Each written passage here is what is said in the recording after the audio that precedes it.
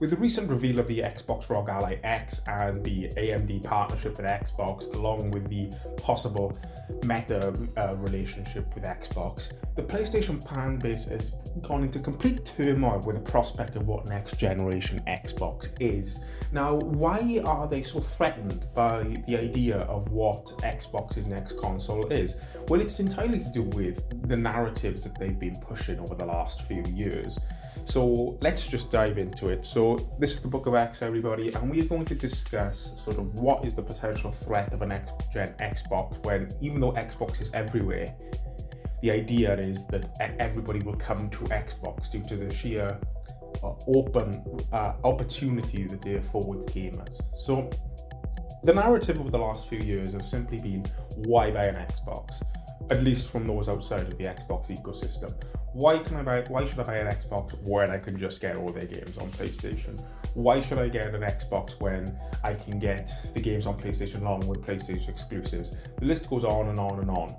But over the last year, Xbox has really shown to people outside of the ecosystem, first of all, the sheer value of Xbox Game Pass. So in 2025, we've seen it's a case to be made where I've spoken to some individuals where even they are considering shifting just due to the value alone in comparison to how much it would cost to buy certain games individually, the likes in the last few months of Expedition 33, Oblivion, Doom the Dark Ages, and then you've got the likes coming up of Call of Duty, Gears of War and so forth.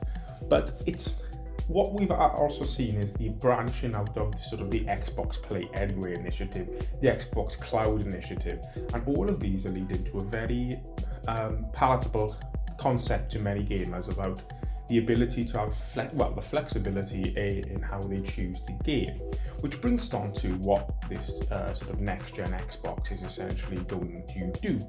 So the ROG Xbox Ally is sort of the first sort of foray of Xbox, just showing what is the next gen of Xbox really capable of. So the ROG Ally is nothing new. Everything you're going to be able to do on the new Xbox ROG Ally is something you can already do on the current ROG Ally.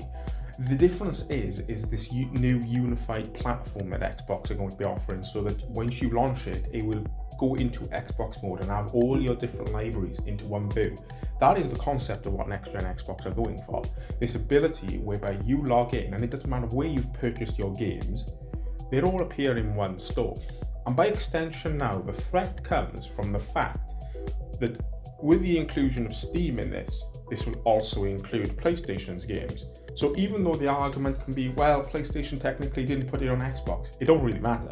Because the point is, you are playing it on your Xbox, whether it's the ROG Xbox Ally or Xbox Next Gen that is going to launch in potentially 2026, 2027. This is where the threat comes in, because no longer is it a case of why would I buy an Xbox when I can get Xbox's games on PlayStation. The narrative is going to become, why would I buy a PlayStation when I can get all of Xbox's games in Xbox Game Pass, and then I can get PlayStation games on a discount through Steam? The money value alone is a salivating prospect there.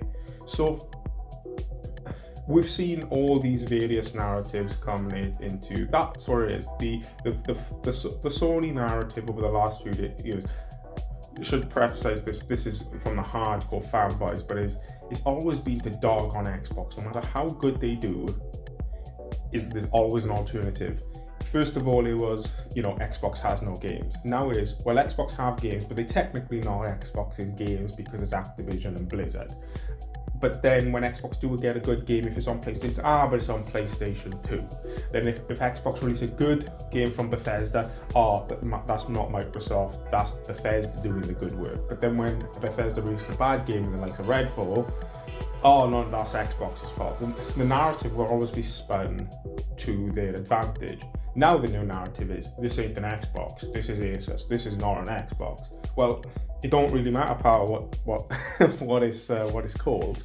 The point is, what does it do? And if Xbox are calling it an Xbox, it is an Xbox. In the same way as I don't see many people challenging when stepping into a hardware store of, okay, is this a Windows Microsoft manufactured laptop. No, they care about, whether it's HP, Dell, Asus, or so on, is does it have Windows on it? If the answer is yes, I will take it, and it gives you that same capability. There's also the branching out of this into if Xbox can be built into the Windows hardware going forward as an option to launch, then every sort of laptop out there after a certain point will in effect be an Xbox.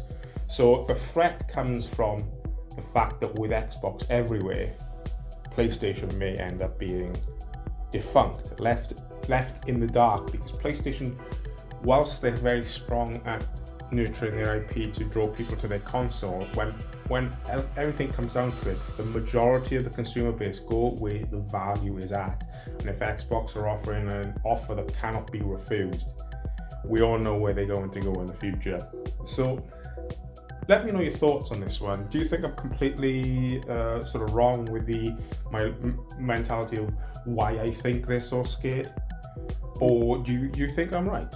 Please do let me know. But if you haven't already, please do like and subscribe to the channel, and leave me a comment. But other than that, I'll catch you all soon.